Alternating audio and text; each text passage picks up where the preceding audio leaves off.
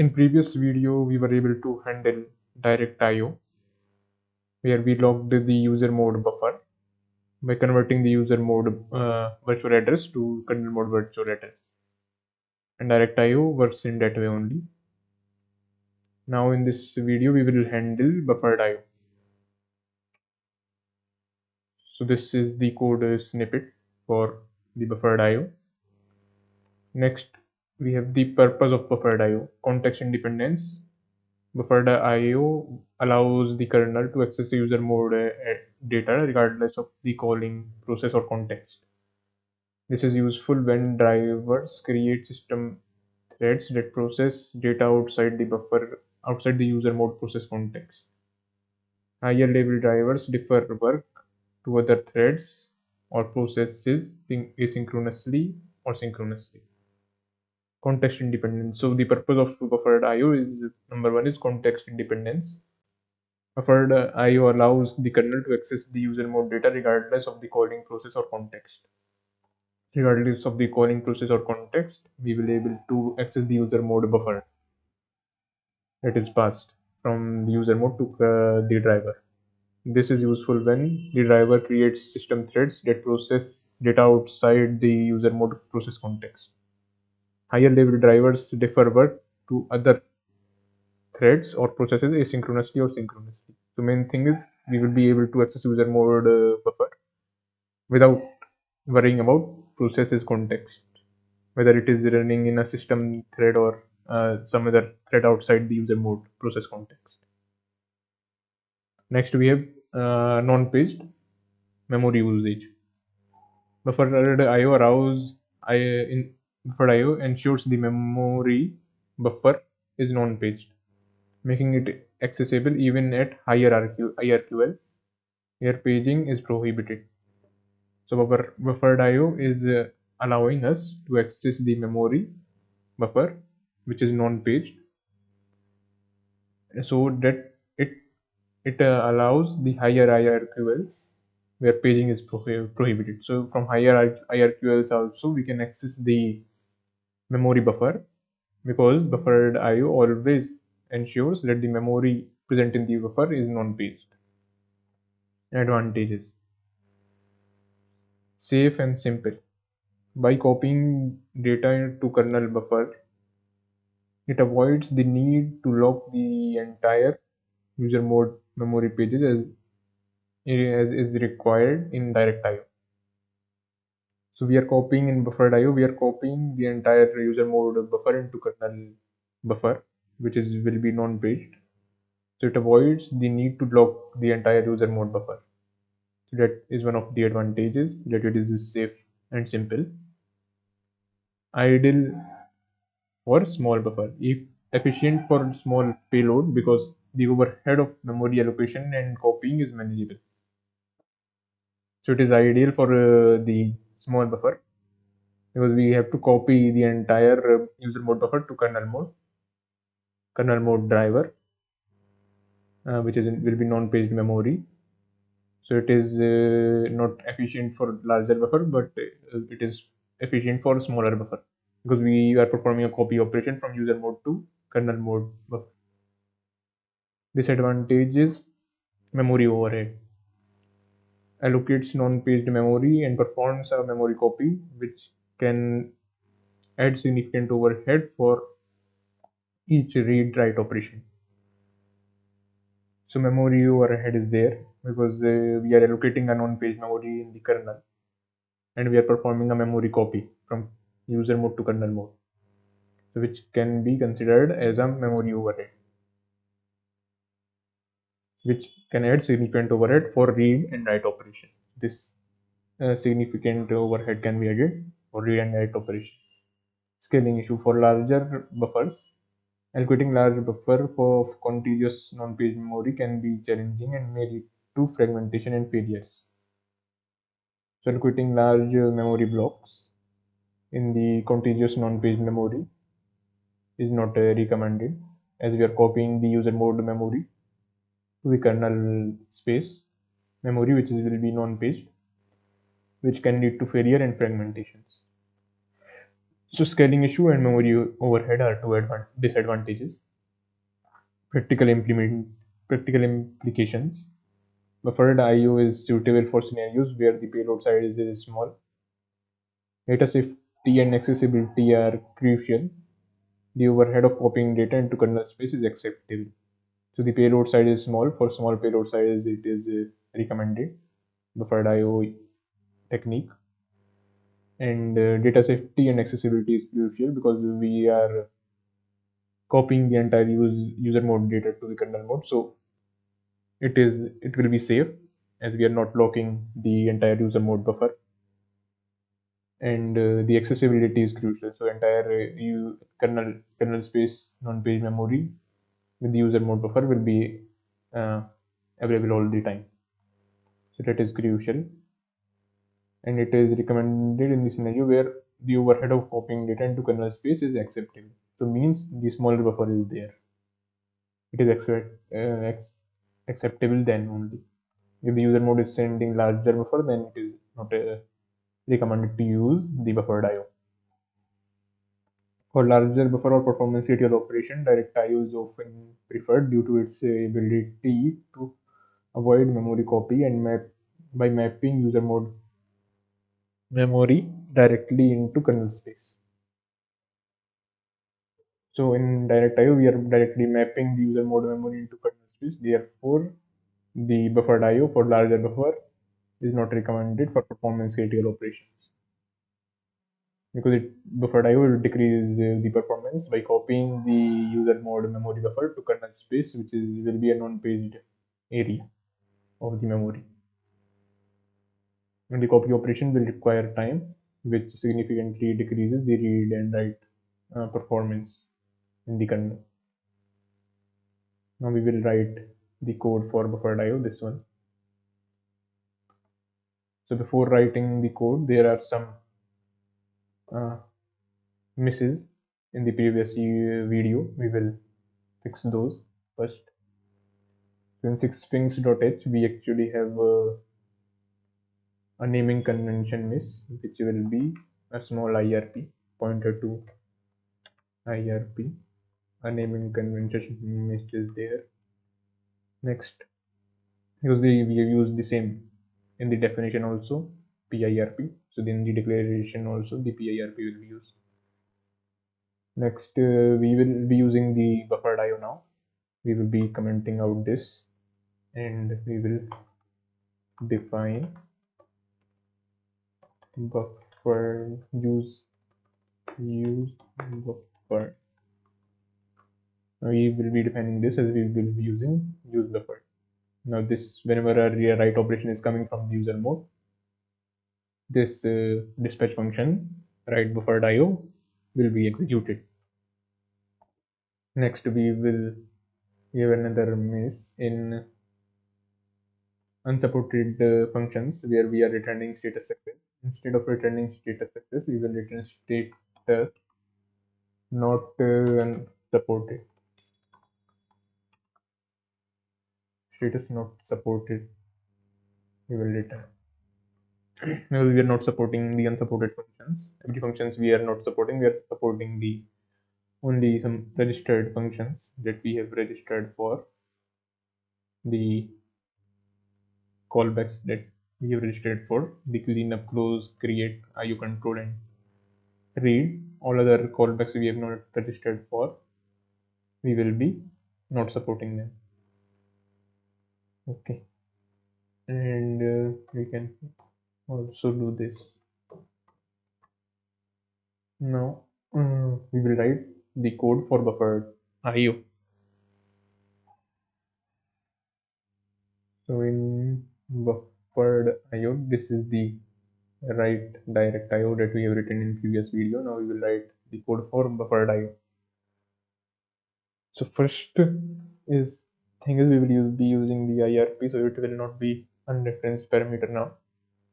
Secondly, we will in the same lines we will declare a pointer to a IO stack to retrieve the write parameter that we will be using to print the data in WinDBG.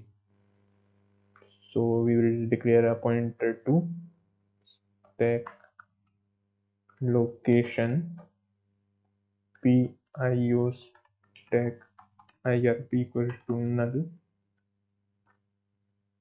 Next we will be declaring the same that we have done in direct IO, pointer to write data buffer. Next the same thing, pointer to IO stack IRP equals to getting the current IRP stack location in the IRP. Current IO stack location in the IRP we will get using the IO get current IRP stack location function. You get current IRP stack location function P IRP will pass. Next, if we get the IRP stack location IO stack location in the IRP, we will see if it is successful. P IO stack IRP. If it is successful, we will first get the system buffer.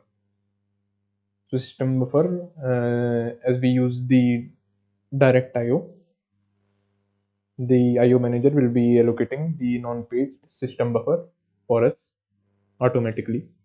We don't have to explicitly allocate the system buffer, which will be non-paged, by copying the user mode buffer to the system to the kernel space.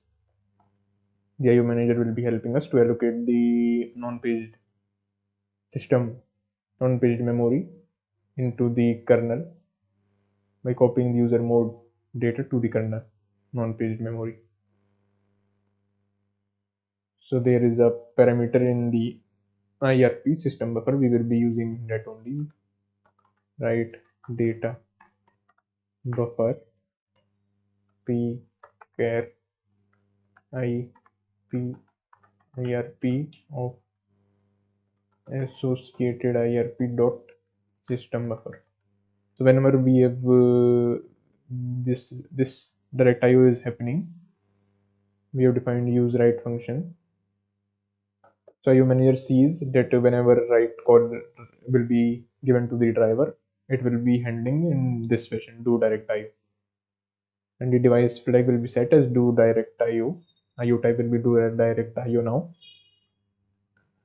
So when it sees that device is handling do direct IO way of handling the IO operation, it will allocate a system kernel space non-paged memory to us in the system buffer structure, which we will be accessing using IRP, associated IRP of system buffer, and storing the non-paged buffer to the pointer, right? Data buffer. Now, if now we have the pointer to write data buffer, if pointer to write data buffer has an address, then we will print the buffer in debug view. Before printing, we will as usual check if the buffer that we have is null terminated or not using the is string terminated API is string terminated API, which takes p pointer to write data buffer and pointer to the length of the IO that user mode has sent, which we get from p IO stack IRP of parameters dot length of parameters dot write dot length. Okay, so we first get the IO stack location present in the IRP for this particular driver, and then we get the write length, which we get from the user mode. So now we will print the message from the user mode. dbg print p write data buffer. At the end, we will complete the IO. So as usual, we will complete the IO, the IRP. We assign the status to success, no information, and as usual, we complete the IO and return the status. So write buffered IO, we have written the code of. We will go to the notes and read more about memory allocation in buffered IO. In the provided code snippet, we are not explicitly allocating the non-paged memory. Instead, the allocation of non-paged memory happens automatically as part of how buffered IO works in Windows IO model. So as we have seen in the code we have written, we are not explicitly allocating the non-paged memory and copying the user mode buffer to that non-paged memory. The IO manager is doing that for us and allocating that non-paged memory and copying the user mode buffer into that non-paged memory in the system buffer. And we are accessing that system buffer and storing and pointing to that system buffer using pointer to write data buffer. Now, in the provided code snippet, we are not explicitly allocating the non-paged memory. Instead, the allocation of non-paged memory happens automatically as part of how buffered IO works in Windows IO model. How buffered IO allocates non-paged memory. When you configure a device object to use buffered IO by setting the do buffered IO flag in the device object, the Windows IO manager handles the memory allocation for you. So as I have shown you that we are setting this flag IO type to do buffered IO. We are setting the device flag to IO type, and IO type is set to do the buffered IO. So flag type is set. The IO manager handles the memory allocations for you. When the IO manager sees that the driver has set the flag of the device to do buffered IO, the IO manager handles the memory allocation to the non-paged area and copying the user mode memory to the non-paged area for us.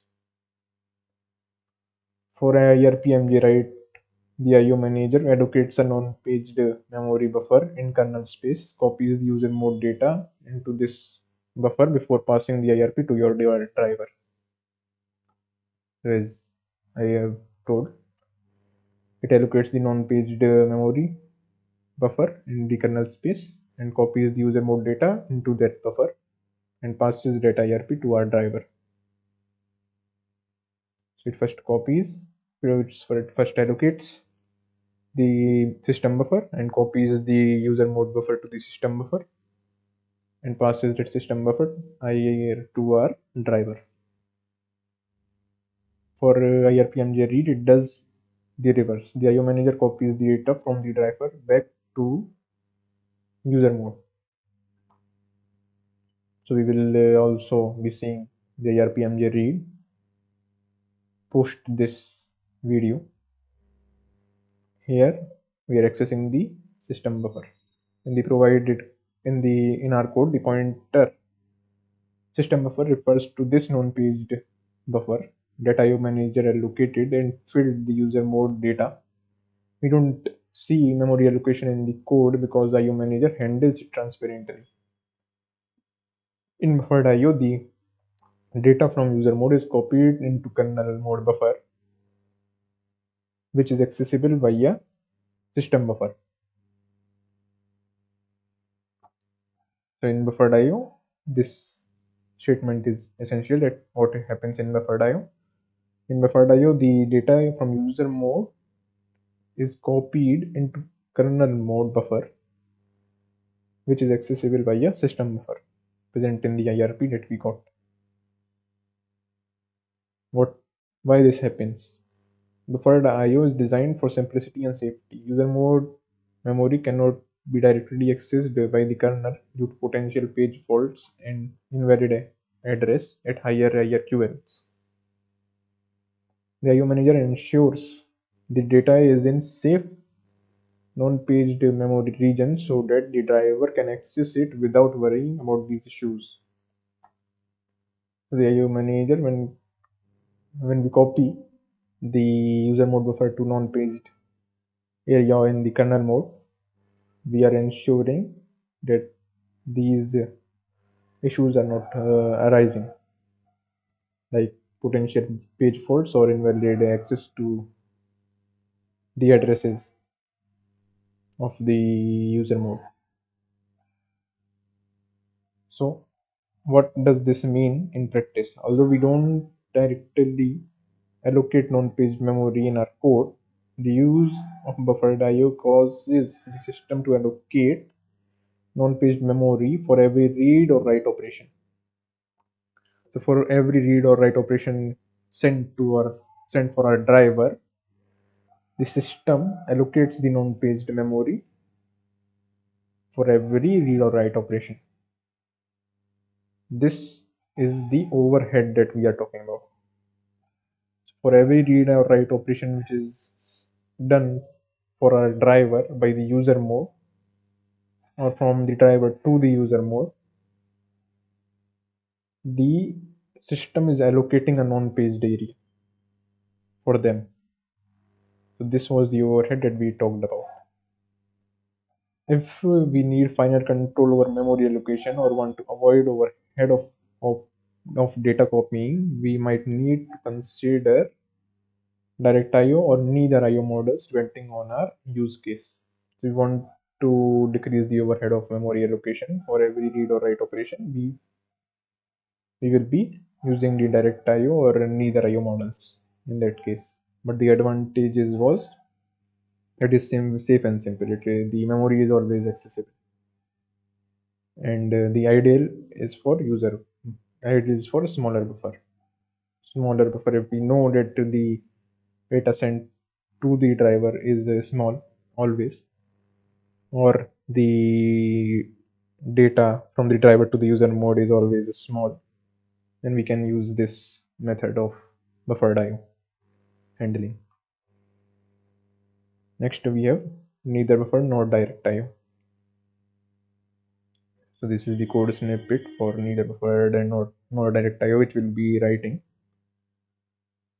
When neither buffered no IO no and nor direct IO is used, the IO manager does not perform any special handling for user mode buffer. User mode buffer's address is directly passed to the driver and stored in IRP user buffer. So the IO manager is not doing any special handling if we are using neither buffer nor direct IO type of handling in our driver. Instead, the IO manager is directly passing the user buffer to our driver, the address of the user buffer to our driver. And that user buffer we will be using to access what the user buffer contains. Upsides are no copying or memory allocation. The IO manager avoids copying data to kernel mode buffer or locking user mode pages. So there is no copying of user mode buffer to kernel mode, which is as in the case of buffered IO, and locking of user mode pages is not also there as in the case of direct IO. Efficiency, the mechanism minimizes overhead compared to buffered or direct IO. Downside, context dependency. The driver must process IO request in the context of the calling thread to access correct processes address space. So the driver must process the IO request in the context of the calling thread. So what the calling thread is in the user mode, in the same context it should access the user mode buffer to access the correct processes address space. Memory volatility. The user mode process could change the memory.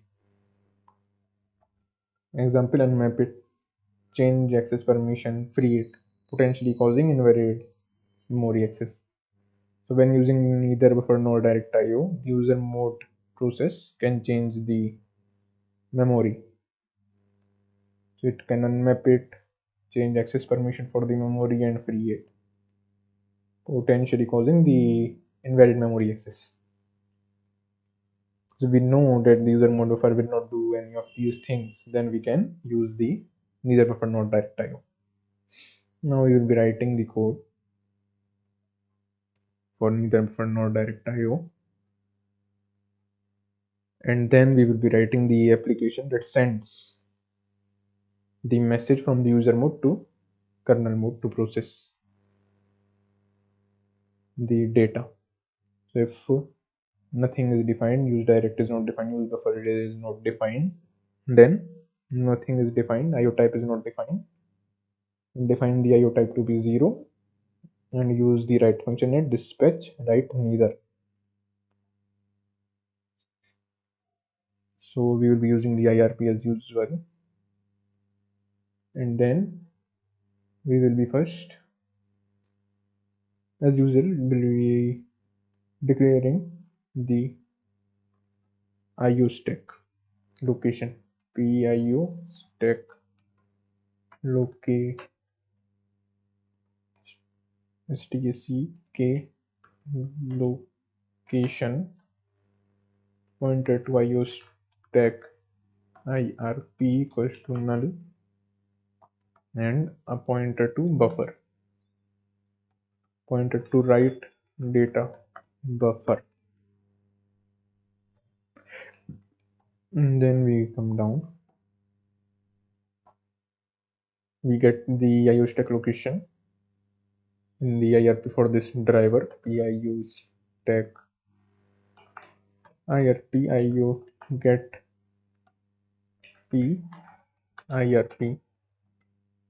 If this is successful, PIO stack IRP, then we will try to get the address of user mode buffer and accept. If any exception arises, we handle the exception when accessing the user mode buffer, because there can be invalid addresses as well. So first I will use a probe to read and probe to write function to read the user mode buffer. If it is valid or not, we have to check the user mode buffer that we are accessing. If it is valid, then only we will access. If it is invalid, then we will raise the exception and we don't access the user mode buffer in the driver, because it can cause the crash. So there is a function probe for read to read the user mode buffer. It checks if the user mode buffer that we are reading is valid or invalid. So IRP of user buffer. So IO manager gives us the address of user buffer. In this PIO stack IRP of parameters dot write dot length. The third parameter is, this is the second parameter was the length of the user buffer. Third parameter is the alignment. And use type, which we will be studying in the code, alignment car. We will be studying in this the type of alignment in the notes. Next we have, now we probe to read function actually tells us that the user mode buffer is valid or invalid. If the user mode buffer is valid, then we can safely access the user mode buffer's address and print and handle the required data that is passed from user mode to our driver. For now, we are just printing the user mode data, right? Data buffer equals to P IRP of user PIRP IRP of user buffer. If we successfully retrieves the data p write data buffer is successful, then we will check if the string is as usual the data that the buffer is null terminated or not. Using the API, if is string terminated, then we write data pointer to IU stack IRP of parameters dot write dot length. We check if the string is null terminated or not. If the buffer is null terminated or not, then we will print in the data from the user mode in the debug view. Pointer to write data buffer. Next we have the exception. We will return empty status equals to get exception code. We'll get the exception code and return it in the accept block. Here we have a problem. I think accept what we are accepting. Any exception execute handler. If any exception arises, then we will handle the exception by retrieving the code and we return here. So this is the code for do neither direct and nor buffered IO. So in the code, what we first do is validate the user mode buffer. It is if the access is if the address we are accessing is valid or invalid using probe for read function. The probe for read function validates the user mode buffer. It ensures the memory is readable and prevents invalid memory access. What is probe for read? Probe for read is a Windows kernel function used to validate a user mode memory buffer. When your driver accesses user mode buffer directly as in neither nor direct IO, there is a risk that memory is not accessible. The user mode buffer process might have freed or unmapped the memory. Not readable, the buffer may not have proper access permission for reading. Invalid for the size request, the memory might be smaller than the driver accepts. So might be there can be some scenarios that the user mode buffer has freed or unmapped the memory. The buffer does not have proper reading access, or the memory might be smaller than the driver accepts. If the driver accesses invalid memory without validation, it can cause bug check, system crash. What does probe for read do? Validates the buffer, ensures that the user mode buffer is readable for the specified length parameter. So we have passed the length parameter. It ensures that the user mode of this memory is accessible for that particular length that we are trying to read. Ensures that the buffer meets the alignment requirement. We will study about alignment further in this example. 1 byte, 2 byte, or larger alignment. This is an exception if invalid. If the memory is inaccessible, not mapped like permission, or address is invalid, our code raises an exception. The driver must handle this exception to avoid crashing. So we are handling that exception in exception handler. Execute exception handler. Okay. Function prototype. So this is the function prototype for read. So parameters are address, the starting address of the user mode buffer to validate, length, the size in bytes of the buffer to validate. We pass the length. You have to validate the length which we get from the user mode 2. is this length, the same length of the user mode buffer. We validated it. Alignment specifies the required alignment of the buffer. Type alignment character. For 1 byte alignment used for simple byte buffer. Type alignment int. 4 byte alignment used for integer data. So here we are using type alignment char because we have to read the string buffer, character buffer.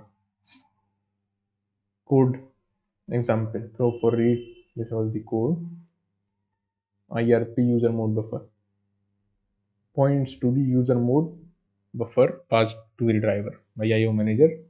IO manager directly assigns the user mode buffer's address in the user mode buffer, and we are accessing it. Parameters.write.length specifies the length of the buffer that the driver is expected to read.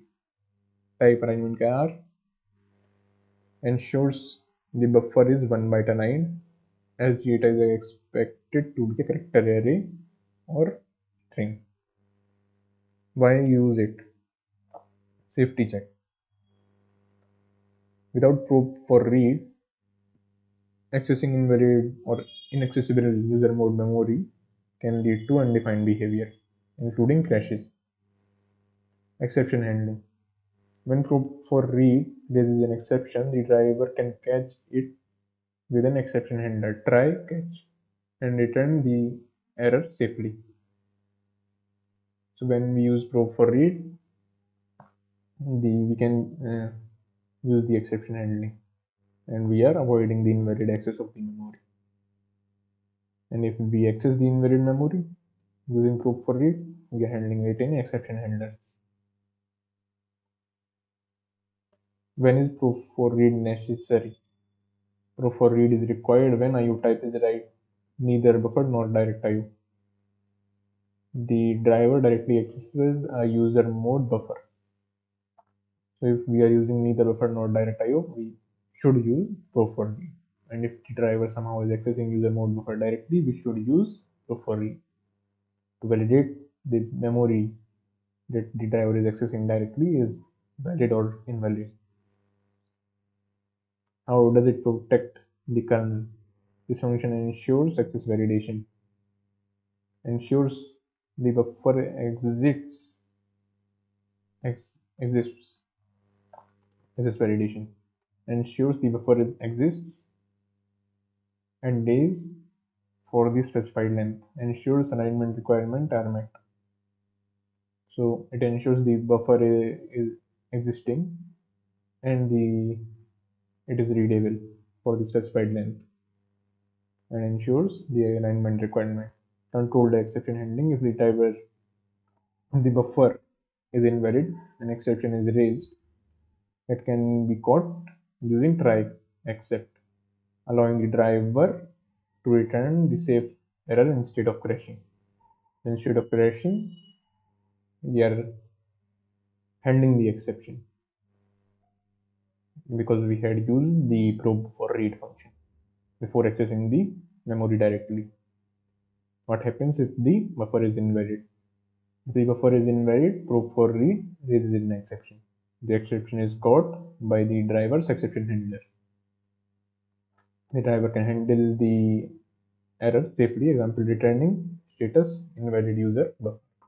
We get the status of the exception from here, get the exception code, and we stores the status in the entry status and return it as we have done here. Then here one thing was missing, which is this, completing the request. So we at the end, as usual, completed the IRP. So now we will be talking about buffer alignment.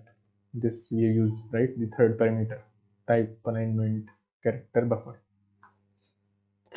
Aligning the buffer refers to ensuring that the memory address of the buffer starts at a boundary that is a multiple of a specific number of bytes, which depends on the data type being accessed.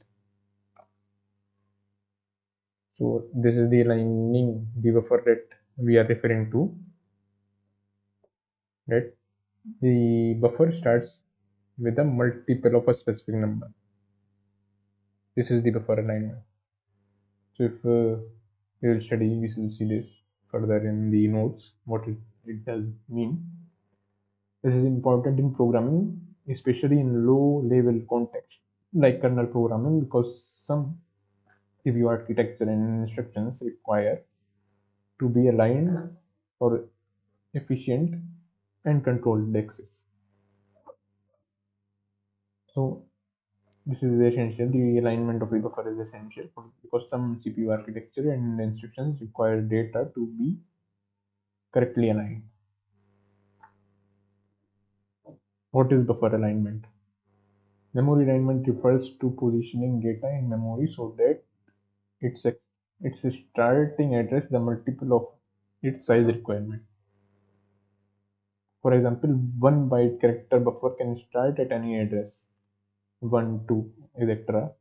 because 1 byte doesn't have alignment constraint. But a 4 byte integer buffer should ideally be starting at an address it is a multiple of 4. Example 4, 8 or 12 or 16. A 16 buffer might require alignment to address like 10, 20, etc. So they are multiples like 4, 4, 8 are the multiples. Integer type requires alignment. 16 byte character buffer will require alignment. But 1 byte character buffer will not require alignment because it can start from anywhere. 1 is the multiple of everything. 2, 3, it can start from anywhere. If the alignment requirement isn't met, CPU either raise an hardware exception on strict alignment architecture like ARM in some modes, handwritten software causing performance degradation on lenient architectures like x86. If the alignment requires alignment, some models like ARM can raise hardware exception, and in handwritten software causing performance degradation or lenient on lenient architecture like x86. Why is alignment important? Performance. Aligned data allows CPU to write data in a single operation. Misaligned data may require additional memory access, which slows down the execution. For performance point of view, alignment is important because misaligned data require additional memory access, which slows down execution. Hardware requirements. Some CPU requires strict alignment for certain types of memory. For example, accessing 4 bytes integer at an aligned address like 3 may result in exception or a crash in some CPUs, which requires strict alignment. Data integrity. Misaligned memory could lead to corrupt or partially data read writes depending on the CPU and memory controller. So we could have, if the reading is successful or writing is successful, then it is a possibility that we will be reading data incorrectly. How does proof for read ensures alignment? The proof for read function validates not only that the buffer is accessible but also that it meets the required alignment constraints specified by alignment parameter. The alignment parameter tells proof for read that the accepted boundary of the buffer starting address. It calculates It is calculated using type alignment macro, which determines the alignment requirement of a specific data type. So it tells the proof for read, tells the type alignment parameter, tells the proof for read that the starting address of the buffer should be this one. If it is char, it should start with any address. If it is integer, it can start with a multiple of 4. So it validates that. This ensures buffer is readable and aligned to 1 byte boundary, which is fine for character data type. Examples of aligned and misaligned buffer. Alignment requirement 1 byte, char integer double. 1 byte aligned, 4 byte aligned, 8 bytes aligned. So it is fine in every address. It should start with 0, 4, or 8. It should start with 0, 8, or 10 for 8 bytes double. And the misaligned address could be none, always aligned. The character data type is always aligned. An integer data type can be misaligned if it starts with these examples, like it starts as 1, 2, or 3. A double data type can be misaligned if it starts with 1, 4, or 6. These are some of the examples. How to handle the alignment issue? User mode responsibility. User mode code should ensure that the buffer passed to the kernel are properly aligned for their intended use. So user mode should ensure this, that the user mode buffer is perfectly aligned for the intended use, that it passes to the kernel. Driver validation. Driver can use the pro for read or pro for write, can catch alignment issues and return an appropriate error status. Realignment. In some cases, if the alignment is not correct, the driver may copy the misaligned data into an aligned buffer and works with that instead. So this can be a scenario if the driver finds that the buffer is not properly aligned, then it can realign the properly aligned buffer by copying the misaligned data into the properly aligned buffer. What happens if the buffer is misaligned? If proof for read is called with a misaligned buffer, it raises an exception because the alignment requirement isn't met. The exception is caught in the driver's try except block, and an appropriate error status data type misaligned is written for the misalignment. Now this is done. The next thing is we have to suppress a few warnings. Now we have written the code, but if we try to build this code, it will not be built.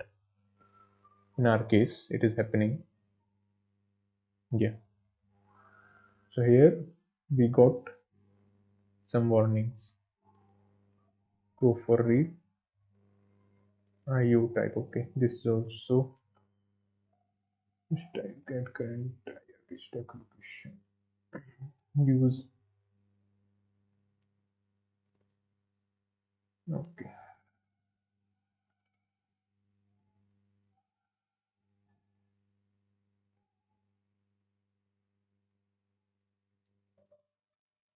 Use write function is defined. Let's see. Okay.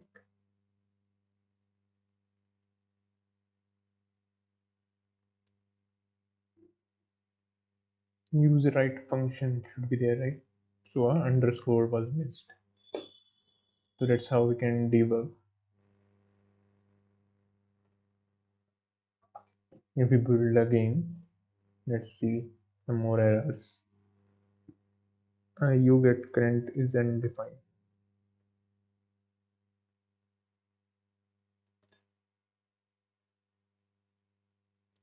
Okay, what it was? IO get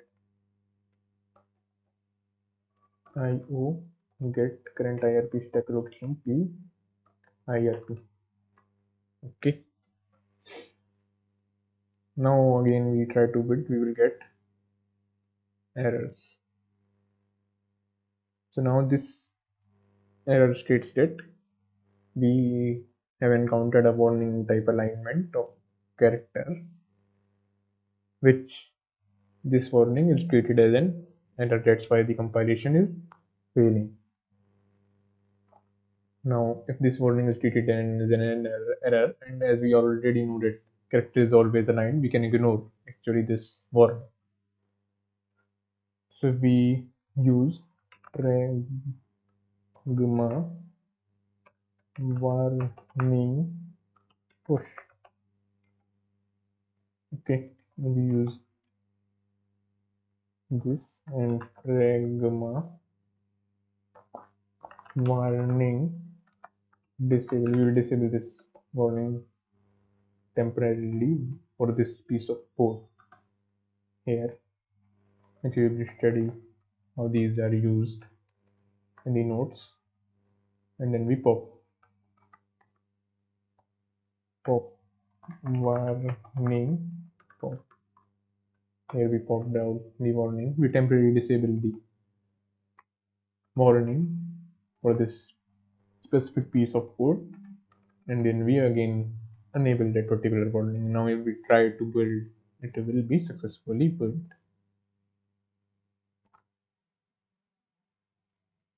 It got successfully built. So suppressing warning, as we were getting a 4116 warning, due to which our code is unable to compile, as we know that character will never be misaligned that we have previously seen. We can safely suppress this warning.